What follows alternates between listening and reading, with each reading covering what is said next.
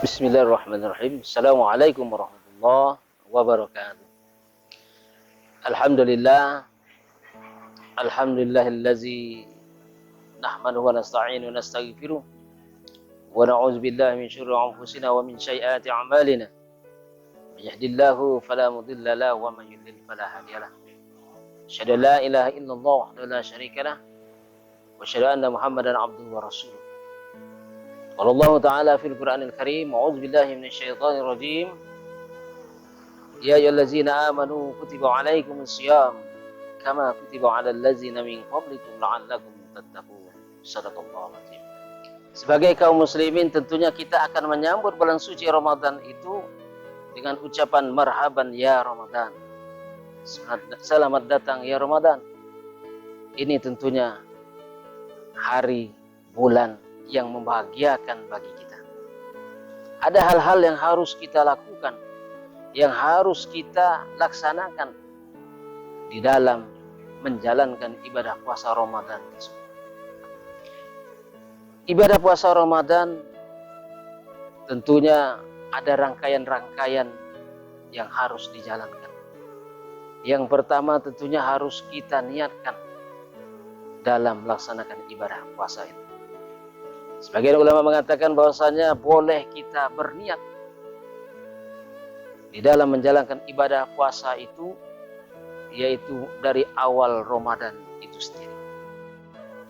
Kalau saja kita lupa untuk berniat, maka insya Allah dengan kita niat di awal puasa Ramadan untuk 1 bulan penuh, maka insya Allah niat itu akan sampai pada yang kita inginkan.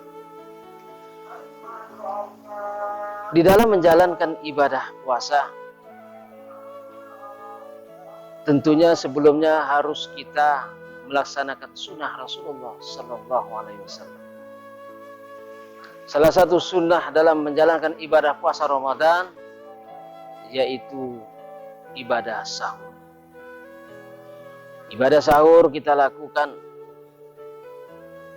yaitu di waktu fajar sebelum waktu subuh itu masuk. Sebagaimana hadis Rasulullah Sallallahu Alaihi Wasallam yang menyatakan tentang sunnah ibadah sahur, yaitu berbunyi tasaharu fa inna fis sahuri barakah. Makan sahurlah karena di dalamnya terdapat barakah. Di dalam hal ibadah sahur ini, sebagian daripada kita kaum muslimin tentunya terkadang dianggap suatu persoalan biasa saja. Ada yang merasa karena ia tahan tidak makan sahur, maka ia tidak melakukan sahur. Padahal bukan itu hikmah atau makna yang terkandung di dalam ibadah sahur. Ada keutamaan-keutamaan daripada ibadah sahur. Salah satu keutamaan ibadah sahur berdasarkan hadis Rasulullah SAW, yang pertama, sahur adalah wujud daripada ketaatan kita kepada Allah Subhanahu Wa Taala. Kalau kita merasa taat atas perintah Allah dan Rasulullah SAW, maka mari kita laksanakan ibadah sahur untuk menjalankan ibadah puasa Ramadan di siang hari. Yang kedua, sahur dapat membantu kita, yaitu agar fisik kita menjadi kuat.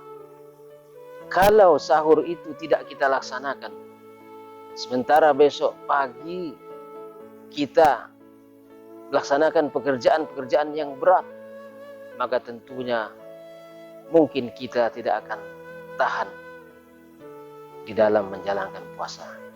Dikarenakan mungkin juga karena kita tidak melaksanakan ibadah sahur.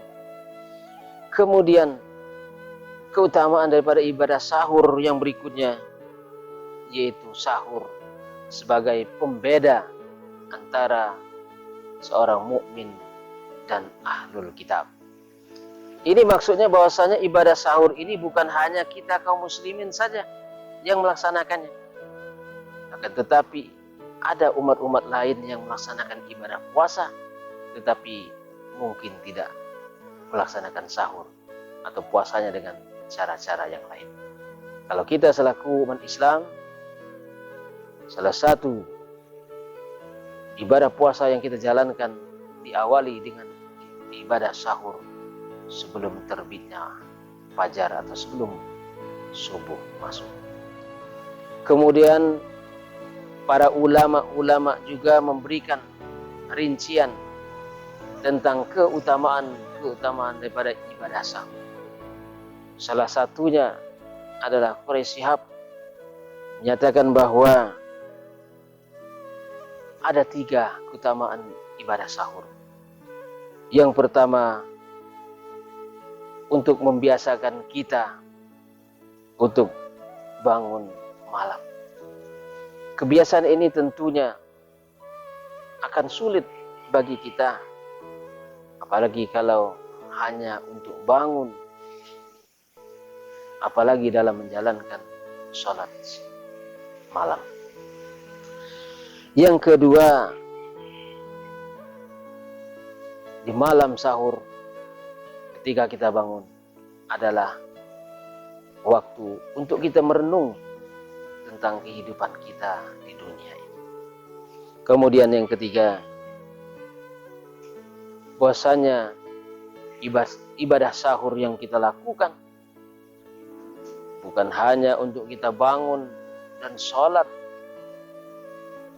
tetapi untuk ibadah-ibadah yang lainnya dalam rangka kita menyiarkan Islam di dalam bulan Ramadan. Para pemirsa yang dirahmati Allah Subhanahu wa taala, dapat kita bedakan antara ibadah berbuka puasa dan ibadah sahur.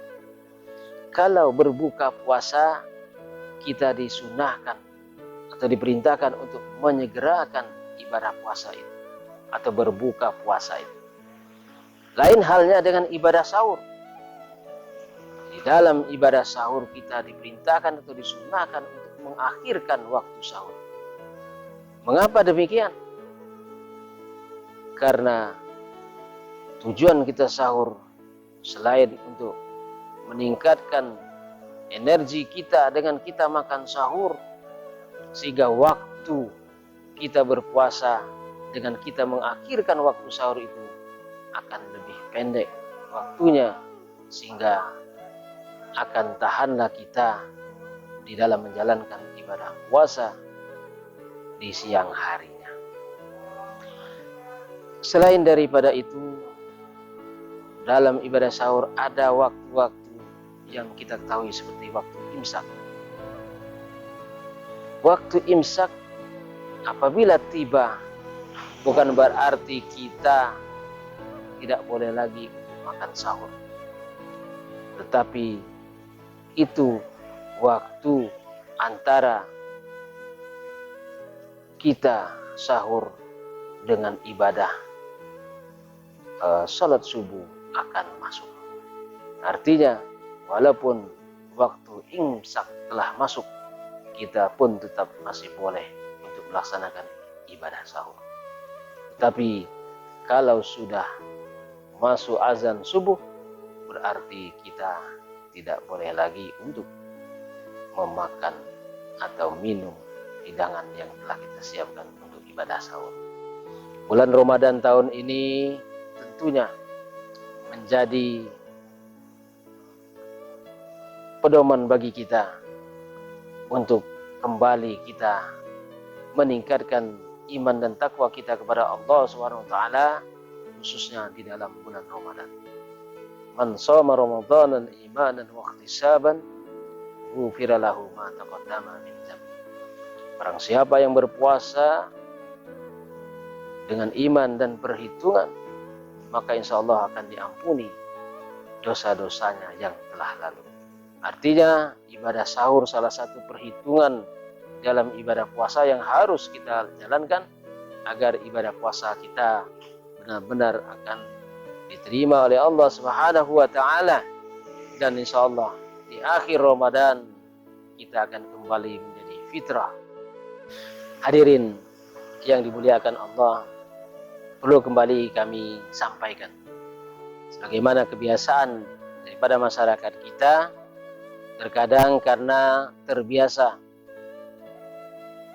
bergadang atau mungkin ada yang ronda malam, sehingga di tengah malam tersebut mungkin jam 12 atau jam 1 malam mereka makan dengan alasan supaya nanti tidak sahur lagi. Padahal yang dianjurkan kita adalah mengakhirkan waktu sahur dan menyegerakan waktu berbuka puasa. Dan tujuan daripada sahur selain daripada Rasulullah SAW dalam sunnahnya, dan juga Quraisy Shihab menyatakan, kemudian ada juga pendapat daripada beberapa ulama, yaitu ulama Imam Ibnu Hajar mengatakan, selain ibadah sahur itu membawa barakah, kemudian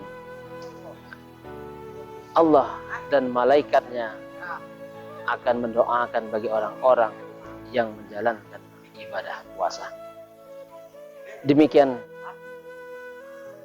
selama singkat ini, mudah-mudahan kita semuanya dalam lindungan Allah Subhanahu wa taala, dan semoga Ramadan tahun ini, tahun 1442 Hijriah, akan kembali dapat kita laksanakan dengan sebaik-baiknya, dengan sempurna, dengan tenang dan nyaman, tanpa kita dihantui dengan wabah penyakit yang melanda sebagaimana tahun yang lalu yang kita rasakan. Semoga Allah mengijabah doa kita dan kita dapat menjadi insan kamil, insan yang benar-benar menjadi seorang mukmin yang kafah. Demikian saja, atas kekurangan mohon maaf. Quli qouli hadza wa astaghfiru innahu wal ghafurur rahim. Assalamualaikum warahmatullahi wabarakatuh.